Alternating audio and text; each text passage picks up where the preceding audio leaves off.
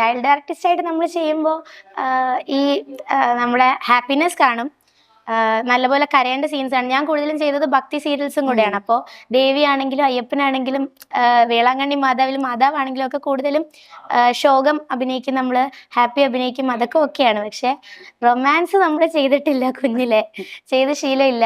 ഇപ്പം ഫസ്റ്റ് ടൈമാണ് അങ്ങനത്തെ ഒരു മേഖലയിലേക്ക് കയറുന്നത്. പേടി ഉണ്ടായിരുന്നോ? ഇല്ല, അങ്ങനത്തെ പേടി മുമ്പേ കുറച്ച് കുറവാണ്. കാരണം ഇപ്പോ അമ്മയും ഡാഡിയാണ് അതിൽ ഏറ്റവും വലിയ ഞാൻ എടുത്തു പറയേണ്ട ഫാക്ട്. അവരിപ്പോ എന്തുണ്ടെങ്കിലും എന്നോട് പറയും, നീ ധൈര്യമായിട്ട് പോയി ചെയ്യും, നമ്മളില്ലേ കൂടെ, നമ്മൾ കൂടെ വരുമല്ലേ, എന്തുണ്ടെങ്കിലും നമുക്ക് അപ്പൊ നോക്കാം എന്ന് പറയും. അപ്പൊ ഇങ്ങനത്തെ ഇത് നമുക്കിപ്പോ ഈ ഫീൽഡിൽ അതുണ്ട്, ഇല്ലാന്ന് ഞാൻ പറയുന്നില്ല. അതിപ്പോ അടിയുണ്ടാക്കാതെ നമുക്ക് ഇൻട്രസ്റ്റ് ഇല്ല എന്ന് പറഞ്ഞ് നിക്കണം എന്നുള്ളൊരു മെന്റാലിറ്റിയിലാണ് ഞാൻ. എന്താണ് തോന്നിയേക്കണേ ഇങ്ങനെ ഇപ്പത്തെ ജനറേഷന്റെ ഒരു മൊത്തത്തില്? അപ്പോ അവരെ കുറ്റം പറയാൻ പറ്റില്ല, കാരണം കാലം മാറി അങ്ങനത്തെ ഒരു ട്രെൻഡിലേക്ക് പോയിക്കൊണ്ടിരിക്കുകയാണ്. അതെ, നമ്മളിപ്പോ പക്ഷെ തോന്നാറുണ്ട്, കാരണം കുഞ്ഞിലൊക്കെ ആണെങ്കിലും എനിക്ക് പേഴ്സണലി തോന്നിയാണ്, ശരിയാണോ തെറ്റാണെന്നൊന്നും എനിക്കറിയില്ല. ഇപ്പൊ നമ്മൾ സ്കൂളിൽ പഠിച്ചുകൊണ്ടിരുന്നപ്പോ ഒക്കെ കുറച്ചുകൂടെ ഫ്രണ്ട്ഷിപ്പ് ആണെങ്കിലും കുറച്ചുകൂടെ കുട്ടിത്തായിരുന്നല്ലോ നമ്മളൊക്കെ. ഇപ്പൊ ഫോൺ ഒക്കെ കിട്ടുന്നതൊക്കെ +2 കഴിഞ്ഞിട്ടൊക്കെയാണ് ഫോൺ കൈ കിട്ടുന്നത്. ഇപ്പൊ ഒരു UKG ഫസ്റ്റ് സ്റ്റാൻഡേർഡ് കഴിഞ്ഞാൽ എല്ലാവർക്കും എല്ലാം അറിയാം. ടാലന്റഡ് എന്ന് പറയാല്ലേ? അങ്ങനെ പാട്ട് പാടോ? ഇല്ല, പാട്ട് പാടില്ല. പാട്ട് കേട്ട എല്ലാരും എണീറ്റ് ഓടും. അതില്ല, അത് മാത്രമില്ല. ട്രൈ ചെയ്യാം നമുക്ക്. വേണ്ട, പാട്ട് തീരെ വഴിക്ക് വരാത്തൊരു സാധനമാണ്.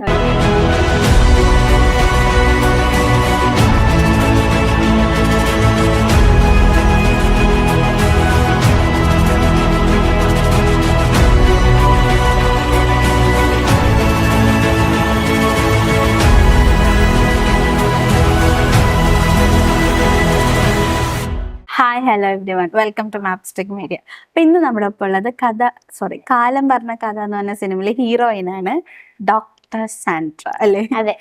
അപ്പോ ഫസ്റ്റ് തന്നെ എന്തൊക്കെയുണ്ട് വിശേഷം എന്നില്ല ഞാൻ ചോദിച്ചു തുടങ്ങാം. എന്തൊക്കെയുണ്ട്? സുഖമായിട്ടിരിക്കുന്നു. കോളേജൊക്കെ കഴിഞ്ഞപ്പം 5-6 months ആയി. നാട്ടിൽ തന്നെ ഉണ്ട്, ഒരു ക്ലിനിക്കിൽ വർക്ക് ചെയ്യുന്നുണ്ട്. അതിന്റെ ഇടയിലാണ് ഇപ്പൊ ഈ വർക്ക് വന്നത്. അപ്പം ഒരു 3-4 months ആയി കഴിഞ്ഞിട്ട്. സുഖം, അങ്ങനെ നല്ലോണം പോകുന്നു.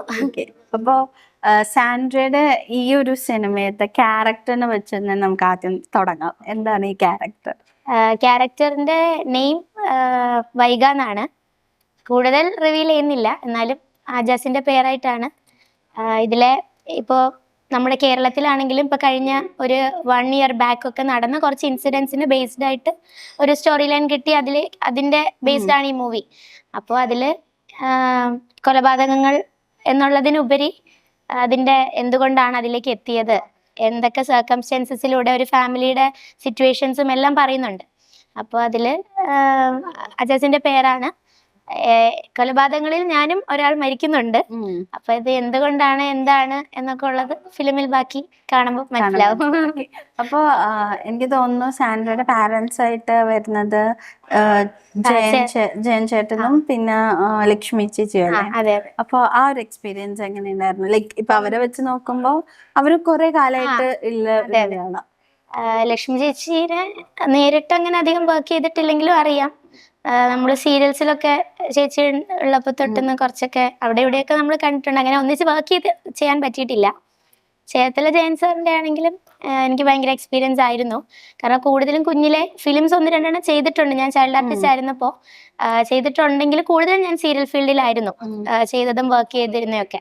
അപ്പൊ അതിലെന്ന് പറയുമ്പോൾ സ്ക്രിപ്റ്റ് ഉണ്ടല്ലോ, പ്രോംപ്റ്റ് ചെയ്ത് പറയും, നമ്മൾ ആ ഒരു ഇതിലായിരിക്കും പോകുന്നത്.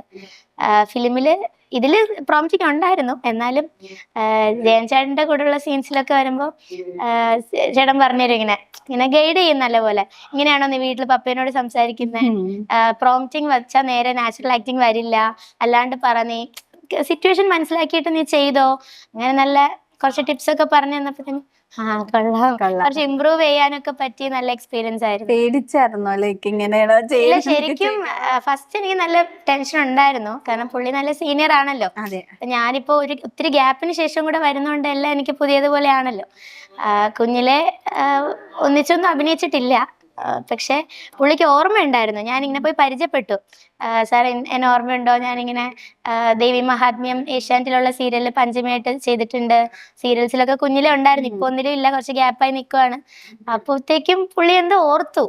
നമ്മളിങ്ങനെ അമ്മയുടെ ആത്മയുടെ ഒക്കെ മീറ്റിങ്ങിനൊക്കെ പോകുമ്പോൾ പുള്ളി ഇങ്ങനെ കാണാറുണ്ട്.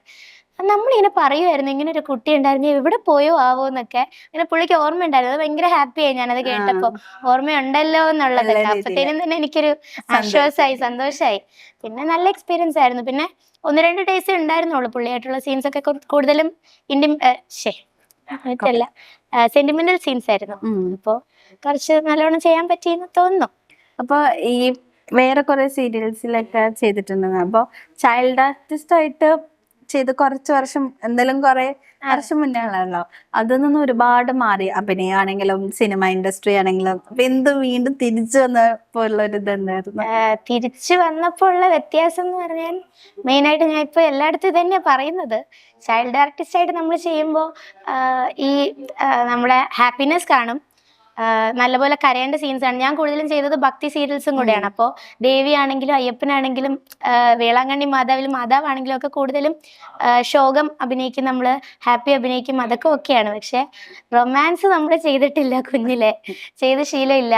ഇപ്പം ഫസ്റ്റ് ടൈമാണ് അങ്ങനത്തെ ഒരു മേഖലയിലേക്ക് കയറുന്നത്. അപ്പോൾ അതിന്റെ കുറച്ച് എനിക്ക് ചെയ്യാൻ പറ്റുമോ, അത് അജാസിനാണെങ്കിലും അവനും ചൈൽഡ് ആർട്ടിസ്റ്റ് ആയിരുന്നത് കൊണ്ട് അങ്ങനത്തെ ഇത് ചെയ്ത എക്സ്പീരിയൻസ് നമുക്ക് രണ്ടുപേർക്കും ഇല്ല. ഒരാൾക്കുണ്ടെങ്കിൽ ഓക്കെ, അയാളുടെ ഒരു ഇതിൽ നമുക്ക് അഡ്ജസ്റ്റ് ചെയ്ത് പോവാം. അങ്ങനെ ആദ്യം കുറച്ച് പാടായിരുന്നു. പിന്നെ അത് കുറച്ച് കൊറിയോ ചെയ്ത ചേട്ടന്മാരാണെങ്കിലും ഒക്കെ പറഞ്ഞൊക്കെ തന്ന് സോങ്ങിനൊക്കെയാണ് മെയിനായിട്ട് അത് ആവശ്യം വന്നത്. അതൊക്കെ 1-2 ദിവസമായപ്പോ ഓക്കെ ആയി. എങ്ങനെയുണ്ടായിരുന്നു അജാസ് ആയിട്ടുള്ള ഒരു സീൻസ് ഒക്കെ? ലൈക്ക് എന്തായാലും ഇപ്പൊ നിങ്ങൾ പറഞ്ഞ ചൈൽഡ് ആർട്ടിസ്റ്റ് ആയി വന്നു, രണ്ടുപേരും ആ ഒരു ഒരേ വൈബ് ആയിരിക്കുമല്ലോ. അതെ അതെ. ഇപ്പം അജാസ് ആണെങ്കിലും നമ്മൾ രണ്ടുപേരും ഇപ്പൊ കോളേജിന്റെ ആ ഒരു ഇതായതുകൊണ്ട് കുറച്ചുകൂടെ ടോപ്പിക്സ് സംസാരിക്കുമ്പോഴൊക്കെ ആണെങ്കിലും ഒത്തിരി ഒരു റാപ്പ് വന്നതിന് ശേഷം നല്ല കംഫർട്ടബിൾ ആയിരുന്നു വർക്ക് ചെയ്യാനൊക്കെ. പിന്നെ ഈ പറഞ്ഞ രണ്ടുപേരും കുഞ്ഞിലേ ഉള്ള ഒരു ഇത് മാറി പുതിയതായിട്ട് വന്നപ്പോൾ ഉള്ള ചില മാറ്റങ്ങളൊക്കെ എല്ലാം എക്സ്പീരിയൻസ് ചെയ്ത് പഠിക്കാനൊക്കെ പറ്റി. ഇപ്പൊ സാൻഡ്ര ഇപ്പൊ ഇതില് ഹീറോയിൻ ആണ്, അതിനപ്പുറം ഒരു ഡോക്ടറും കൂടെയാണ് BDS അല്ലെ? അപ്പൊ എങ്ങനെ തോന്നുന്നു അത് ആ ഒരു ലൈഫും ഹാൻഡിൽ ചെയ്യണം? ഇനിയിപ്പൊ കരിയറിലോട്ട് ഇത് നോക്കും ഇതും നോക്കണം, എങ്ങനെ? BDS പഠിച്ചുകൊണ്ടിരുന്ന ടൈമിൽ ഹെക്റ്റിക് തന്നെ ആയിരുന്നു.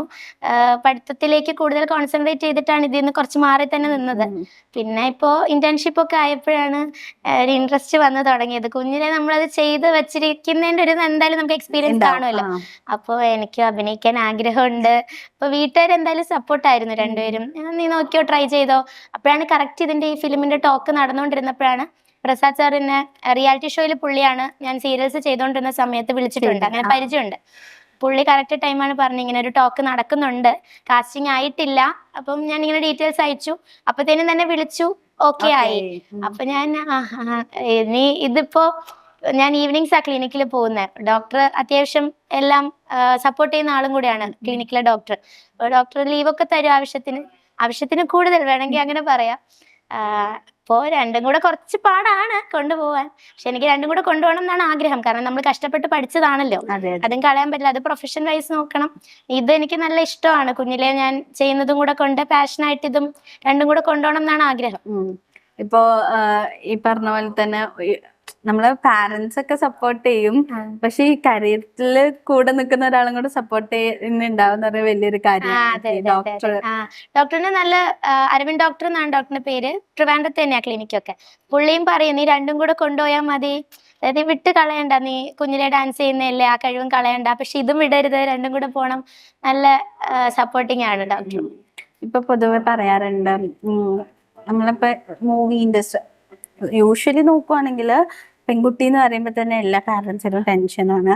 അപ്പൊ ഈ ഒരു മൂവിയിൽ നോക്കുമ്പോൾ നമുക്ക് അവിടെ ആയിട്ട് ഈ ഒരു ഇഷ്യൂസും പറഞ്ഞു പോകണുണ്ടെന്ന് തോന്നുന്നു. അപ്പൊ ഇപ്പൊ മൂവി ഇൻഡസ്ട്രീസ് ഒക്കെ ആകുമ്പോൾ ഒന്നുകൂടെ റിസ്ക് ഫാക്ടർ ആണെന്ന് എല്ലാരും പറയുന്നിട്ടുണ്ട്. അപ്പൊ അതിനും വിട്ട് പാരന്റ്സും കൂടെ സപ്പോർട്ട് ചെയ്തിട്ട് വരുവാണ്. അപ്പൊ അത്രയും ഓക്കെ ആയിരുന്നു? പേടി ഉണ്ടായിരുന്നോ? ഇല്ല, അങ്ങനത്തെ പേടി മുമ്പേ കുറച്ച് കുറവാണ്. കാരണം ഇപ്പോ അമ്മയും ഡാഡിയാണ് അതിൽ ഏറ്റവും വലിയ ഞാൻ എടുത്തു പറയേണ്ട ഫാക്ട്. അവരിപ്പോ എന്തുണ്ടെങ്കിലും എന്നോട് പറയും നീ ധൈര്യമായിട്ട് പോയി ചെയ്യും, നമ്മളില്ലേ കൂടെ, നമ്മൾ കൂടെ വരുമല്ലേ, എന്തുണ്ടെങ്കിലും നമുക്ക് അപ്പൊ നോക്കാം എന്ന് പറയും. അപ്പൊ ഇങ്ങനത്തെ ഇത് നമുക്കിപ്പോ ഈ ഫീൽഡിൽ അതുണ്ട്, ഇല്ലാന്ന് ഞാൻ പറയുന്നില്ല. അതിപ്പോ അടി ഉണ്ടാക്കാതെ നമുക്ക് ഇൻട്രസ്റ്റ് ഇല്ല എന്ന് പറഞ്ഞ് നിൽക്കണം എന്നുള്ളൊരു മെന്റാലിറ്റിയിലാണ് ഞാൻ. അപ്പൊ അവരോട് അങ്ങനെ ചെയ്യുന്നവരുള്ളതുകൊണ്ടാണല്ലോ അവരത് ചോദിക്കുന്നത്, ഡിമാൻഡ് ചെയ്യുന്നത്. അപ്പൊ നമ്മള് ഓക്കെ അങ്ങനെ ചെയ്യുന്നവര് കാണും, ബട്ട് എനിക്ക് ഇൻട്രസ്റ്റ് ഇല്ല. ആ ഒരു സ്റ്റാൻഡിൽ തന്നെ നിന്നാല് വലിയ പ്രശ്നമില്ലെന്നാണ് എനിക്ക് തോന്നുന്നത്. ജെന്യൂൻ ആയിട്ടുള്ളത് കിട്ടും നമുക്ക്, കിട്ടാനുള്ളതാണെങ്കിൽ. ഇപ്പൊ നേരത്തെ പറഞ്ഞ പോലെ തന്നെ വെഞ്ഞാറമ്മൂട് കേസായിട്ട് റിലേറ്റഡ് ആയി ഒരു അവിടെ ആ കഥ പറഞ്ഞു പോകുന്നു. അതൊന്നും പോരാണ്ട് നമ്മൾ നോക്കുകയാണെങ്കിൽ ഭയങ്കര സോഷ്യലി റെലവെന്റ് ആയിട്ടുള്ള ഒരുപാട് കാര്യങ്ങൾ, ഡ്രഗ്സ് എല്ലാം പറഞ്ഞു. ഇപ്പൊ മൊത്തത്തിൽ സിനിമ നോക്കുകയാണെങ്കിൽ അത് പലതും പറയാറുണ്ട്. അപ്പൊ ഇങ്ങനത്തെ ടോപ്പിക്സിന് ഡിസ്കസ് ചെയ്യണം, എന്താണ് പറയാനുള്ളത് ഒരു യങ്സ്റ്റർ എന്ന നിലയിൽ എന്താ പറയാനുള്ളത്? ഓക്കെ, ഇപ്പോ നമ്മൾ പത്രത്തിലാണെങ്കിലും അല്ലാണ്ട് ഈ ന്യൂസ് ഒക്കെ കാണുമ്പോൾ നമ്മൾ അതിലോട്ട് അധികം ഇൻവോൾവ് ആവില്ലല്ലോ. ഇങ്ങനെ സംഭവിച്ചില്ലേ, നമ്മുടെ കേരളത്തിൽ എന്താ സംഭവിക്കുന്നത്, അങ്ങനെയല്ലേ നമ്മൾ ചിന്തിക്കുള്ളൂ. ഇതില് ഒരു കോമഡി എലമെന്റും ആക്ഷനും അതിന്റെ പുറമേ തന്നെ എല്ലാം ഒരു ഫാമിലിക്ക് കണ്ട് അതിൽ നിന്നൊരു മെസ്സേജും കൊടുക്കാൻ പറ്റുന്ന രീതിയിലാണ് ഈ ഫിലിം എടുത്തിരിക്കുന്നത് എന്നാണ് എന്റെ വിശ്വാസം. ഞാൻ പ്രിവ്യൂ ഷോ ഒന്നും കണ്ടില്ല. എന്റെ ക്യാരക്ടറും മൊത്തത്തിൽ ഞാൻ കണ്ട ഷൂട്ട് വെച്ചിട്ട്, പിന്നെ അത് മാക്സിമം നമ്മൾ കൺവേ ചെയ്യാൻ ശ്രമിച്ചിട്ടുണ്ട് അഭിനയത്തിലൂടെ. ഇപ്പൊ ഡയറക്ടർ സാറൊക്കെ പറഞ്ഞത് വെച്ചിട്ട് മാക്സിമം നമ്മളത് കൺവേ ചെയ്യാൻ ശ്രമിച്ചിട്ടുണ്ട്. എന്തുകൊണ്ടാണ് ഈ ഡ്രഗിന്റെ യൂസേജ് കാരണം ഈ കുട്ടികൾ വഴിതെറ്റി പോകുന്നൊക്കെയാണ് ഇതിന്റെ മെസ്സേജ് മെയിൻ ആയിട്ട് വരുന്നത്. അപ്പൊ അതൊരു എന്റർടൈൻമെന്റിലൂടെ തന്നെ ഈ ഒരു ടോപ്പിക്, ഒരു മെസ്സേജ് കൺവേ ചെയ്യാൻ ഫിലിം ശ്രമിച്ചിട്ടുണ്ട്. അപ്പോ നല്ലതായിട്ടാണ് തോന്നുന്നത്. അത് കാണുന്നവർക്ക് ആ ഒരു മെസ്സേജ് കിട്ടിയാൽ നല്ലതാണല്ലോ. ഇപ്പൊ മൊത്തത്തിൽ നോക്കുകയാണെങ്കിൽ നമ്മുടെ ഇപ്പത്തെ ജനറേഷൻ, ജെൻസി എന്ന് പറയുന്ന ജനറേഷന് ഏറ്റവും കൂടുതൽ പ്രശ്നങ്ങൾ ഉണ്ടാക്കുന്ന, അല്ലെങ്കിൽ കുറെ ഇപ്പൊ നേരത്തെ പറഞ്ഞ പോലെ എന്തൊക്കെയാണ് നമ്മുടെ കൊച്ചു കേരളത്തിൽ നടക്കുന്ന ആ ഒരു തോട്ട് വരുന്ന ഒരുപാട് കാര്യങ്ങൾ നടക്കുന്ന സംഭവങ്ങൾ വരുന്ന ഒരു ജനറേഷനാന്ന് പറയാറുണ്ട്. അപ്പൊ അതിലൊരാളാണ് ഇപ്പോ സാൻഡ്രയും. അപ്പൊ ഞാനും ജെൻസി വരുന്നു, സാൻഡ്രയും വരുന്നു. എന്താണ് തോന്നിയേക്കണേ ഇങ്ങനെ ഇപ്പത്തെ ജനറേഷന്റെ ഒരു മൊത്തത്തില്? അവരെ കുറ്റം പറയാൻ പറ്റില്ല, കാരണം കാലം മാറി അങ്ങനത്തെ ഒരു ട്രെൻഡിലേക്ക്. അതെ, നമ്മളിപ്പോ പക്ഷെ തോന്നാറുണ്ട്, കാരണം കുഞ്ഞിലൊക്കെ ആണെങ്കിലും എനിക്ക് പേഴ്സണലി തോന്നിയാണ്, ശരിയാണോ തെറ്റാണെന്നൊന്നും എനിക്കറിയില്ല. ഇപ്പൊ നമ്മൾ സ്കൂളിൽ പഠിച്ചുകൊണ്ടിരുന്നപ്പോ ഒക്കെ കുറച്ചുകൂടെ ഫ്രണ്ട്ഷിപ്പ് ആണെങ്കിലും കുറച്ചുകൂടെ കുട്ടിത്തായിരുന്നല്ലോ നമ്മളൊക്കെ. ഇപ്പൊ ഫോൺ ഒക്കെ കിട്ടുന്നതൊക്കെ +2 കഴിഞ്ഞിട്ടൊക്കെയാണ് ഫോൺ കയ്യിൽ കിട്ടുന്നത്. ഇപ്പോ ഒരു UKG ഫസ്റ്റ് സ്റ്റാൻഡേർഡ് കഴിഞ്ഞാൽ എല്ലാവർക്കും എല്ലാം അറിയാം. ഫോണിലാണ് അവർ ജീവിക്കുന്നത്. അതില് നല്ല കാര്യങ്ങളും ഉണ്ട്, എന്നാലും കൂടുതലും മോശ കാര്യങ്ങളും അവർക്ക് അതിൽ നിന്ന് കിട്ടുന്നുണ്ട്. അപ്പൊ കുറച്ചുകൂടെ പഴയ കുട്ടിക്കാലമായിരുന്നു നല്ലതെന്ന് തോന്നാറുണ്ട്. പിന്നെ ഇപ്പൊ നമുക്കൊന്നും മാറ്റാൻ പറ്റില്ല, ട്രെൻഡിനൊപ്പം പോവാന്നുള്ളതാണല്ലോ, നമ്മൾ അങ്ങനെയല്ലേ ചെയ്യാൻ പറ്റുള്ളൂ. ഇതിൽ പിന്നെ അജാസിനൊപ്പം കുറച്ച് ഡാൻസ് സോങ്സ് ഒക്കെ ഉണ്ടല്ലേ, പിന്നെ ഡാൻസ് റിയാലിറ്റി ഷോയിലും ചെയ്തിട്ടുണ്ട്. അപ്പൊ ഡാൻസർ ആണോ? ഞാൻ മഞ്ജ് ഡാൻസ് എന്ന് പറഞ്ഞ ഏഷ്യാനെറ്റിൽ ഒരു ഷോ ചെയ്തിട്ടുണ്ടായിരുന്നു. അതില് ഉള്ള ഡാൻസിന് ഒരു ടൈപ്പ് ഒക്കെ തന്നെയായിരുന്നു. പ്രൊഫഷണൽ ഡാൻസർ ആണോ? ഞാന് UKG തൊട്ടേ പഠിക്കുന്നുണ്ട്, ഫസ്റ്റ് സ്റ്റാൻഡേർഡ് തൊട്ട് തന്നെ പഠിക്കുന്നുണ്ട്. ക്ലാസിക്കലാണ് കൂടുതൽ. മോഹിനിയാട്ടം, കുച്ചിപ്പുടി, ഭരതനാട്യം അതാണ് ട്രെയിൻഡ് ആയിട്ട് പഠിച്ചിട്ടുള്ളത്. പിന്നെ ഈ റിയാലിറ്റി ഷോ വന്ന ടൈമിലാണ് ഈ വെസ്റ്റേണും എല്ലാ റൗണ്ടും വരുമല്ലോ, അതിൽ കണ്ടംപററി അതെല്ലാം വരുമ്പോ നമ്മൾ അതിനു വേണ്ടി പഠിച്ച് എല്ലാ സ്റ്റൈലും ഏകദേശം പഠിച്ചിട്ടുണ്ട്. പക്ഷെ ഒത്തിരി ഇനി പഠിക്കാനുണ്ട്, ഒന്നും ആയിട്ടില്ല. എന്നാലും അത്യാവശ്യം കളിക്കും. ഇപ്പൊ ചെറിയ കൊറിയോസ് ഒക്കെ ചെയ്യുന്നുണ്ട്, ഇവന്റ്സ് ഒക്കെ വരുമ്പോ അങ്ങനെയൊക്കെ. അപ്പൊ multiple job, like multi talented എന്ന് പറയാല്ലേ? അങ്ങനെ പാട്ട് പാടോ? ഇല്ല, പാട്ട് പാടില്ല. പാട്ട് കേട്ട് എല്ലാരും എണീറ്റോടും. അതില്ല, അത് മാത്രമില്ല. ട്രൈ ചെയ്യാം നമുക്ക്. വേണ്ട, പാട്ട് തീരെ വഴിക്ക് വരാത്തൊരു സാധനമാണ്. അപ്പൊ ഈ മൂവിയിലുണ്ടോ ഡാൻസ് ഉണ്ട്, 2 സോങ്ങില് ഡാൻസ് ഉണ്ട്. അതിലൊന്ന് നമ്മള് കൊറിയോഗ്രാഫേഴ്സ് വന്ന് തന്നെയാ പഠിപ്പിച്ചതൊക്കെ. അത് പക്ഷെ എനിക്ക് തോന്നുന്നു നമുക്ക് രണ്ടുപേർക്കും കുറച്ചുകൂടെ ഈസി ആയിരുന്നു ചെയ്യാൻ. നമ്മള് കുഞ്ഞിലെ ചെയ്ത് ശീലമുള്ളതുകൊണ്ട് ഓക്കെ ആയിട്ട് അതൊന്ന് അഡ്ജസ്റ്റ്മെന്റിലൊക്കെ ചെയ്യാൻ പറ്റി, കുഴപ്പമില്ലായിരുന്നു. അതിലും ഈ റൊമാൻസ് എലമെന്റ് ആയിരുന്നു കുറച്ച് പാട് ചെയ്യാൻ.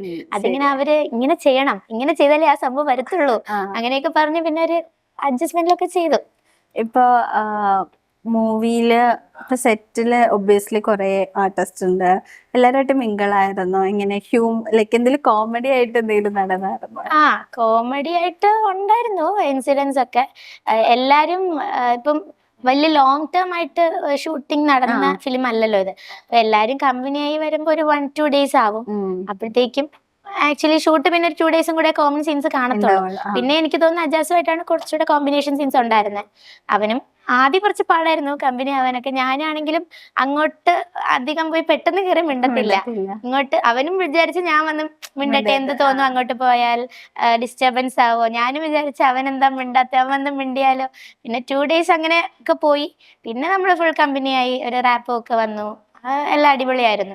പിന്നെ എക്സ്പീരിയൻസ് ആണെങ്കിൽ എല്ലാം നമ്മളിപ്പോ ഒരു ഗ്യാപ്പും കൂടെ കഴിഞ്ഞ് വരുന്നത് കൊണ്ട് എല്ലാവരും ഇപ്പൊ എക്സ്പീരിയൻസ്ഡ് ആയിട്ട് കുറെ ചെയ്ത് നിൽക്കുന്ന ആർട്ടിസ്റ്റുകളാണ്. അപ്പൊ എല്ലാവരുടെയും ഒത്തിരി പഠിക്കാനുണ്ട്. അങ്ങനെ നല്ല ഓപ്പർച്യൂണിറ്റി ആയിരുന്നു. അപ്പൊ ഇതുവരെ മൂവിയിലേക്ക് വരുമ്പോ ഡ്രീം റോൾ അല്ലെങ്കിൽ ഇന്ന ആളുടെ ഒപ്പം ആക്ട് ചെയ്യണം അങ്ങനെ ആഗ്രഹമുള്ള ആരെങ്കിലും ഉണ്ടോ? അങ്ങനെയില്ല, പക്ഷെ ഈ ചില ക്യാരക്ടേഴ്സ് കാണുമ്പോൾ നമ്മൾ വിചാരിക്കുമല്ലോ, അതായത് ഇപ്പൊ ഒരു ഇന്ന ആളെന്നോ ഇന്നൊരു ആക്ടർ ആക്ട്രസ് അങ്ങനെ പറയാനില്ല, പക്ഷെ ഒരു ഫിലിം കാണുമ്പോൾ നമ്മൾ വിചാരിക്കുമല്ലോ അപ്പൊ പുള്ളിക്കാരി ചെയ്തത്, കൂടുതലും ഫീമെയിൽ നമ്മൾ അങ്ങനെയല്ലേ നോക്കത്തുള്ളൂ. ഫീമെയിൽ അപ്പൊ ഫീമെയിൽ ഓറിയന്റഡ് ഫിലിംസ് ഒക്കെ വരുമ്പോൾ നല്ല ക്യാരക്ടർ അല്ലേ, അതുപോലെയൊക്കെ അഭിനയിക്കാൻ കിട്ടണം, ചാൻസ് കിട്ടിയെങ്കിൽ നമുക്ക് അതുപോലെ ചെയ്യാമായിരുന്നു, അങ്ങനെയൊക്കെ തോന്നാറുണ്ട്. ഓക്കെ. അപ്പൊ ഇനി നമ്മുടെ സിനിമ റിലീസിന് റെഡി ആയിട്ടിരിക്കണം, എന്ത് നമ്മുടെ പ്രേക്ഷകരോട് പറയാനുണ്ട്? എല്ലാരും ഫിലിം തിയേറ്ററിൽ തന്നെ പോയി കാണാൻ ശ്രമിക്കുക. നല്ലൊരു മെസ്സേജ് ഉള്ള മൂവിയാണ്. ഒരുപാട് ഇതിന്റെ ഇടയിലും എല്ലാവരും ആ ഒരു കോമൺ തോട്ട്, നല്ലൊരു മെസ്സേജ് എല്ലാവരിലേക്കും എത്തട്ടെ എന്നും പറഞ്ഞ് ചെയ്ത മൂവിയാണ്. കൊലപാതകങ്ങൾ എന്നുള്ള ഒരു വയലൻസ് എലമെന്റ് മാത്രമല്ല, എല്ലാം ഉണ്ട്. എന്റർടൈൻമെന്റ് ആണ്, എല്ലാ ടൈപ്പ് ഓഫ് സാധനങ്ങളും കവർ ചെയ്തിട്ടുണ്ട്. അപ്പൊ എല്ലാവരും തിയേറ്ററിൽ തന്നെ പോയി കാണാൻ ശ്രമിക്കുക, സപ്പോർട്ട് ചെയ്യുക. സിനിമ ഹിറ്റ് ആവട്ടെ. ഓക്കെ, സാൻഡ്രയും എന്താ പറയാ വെറൈറ്റി റോൾസിൽ നമ്മുടെ മുന്നിൽ എത്തട്ടെ. Thank you. Thank U.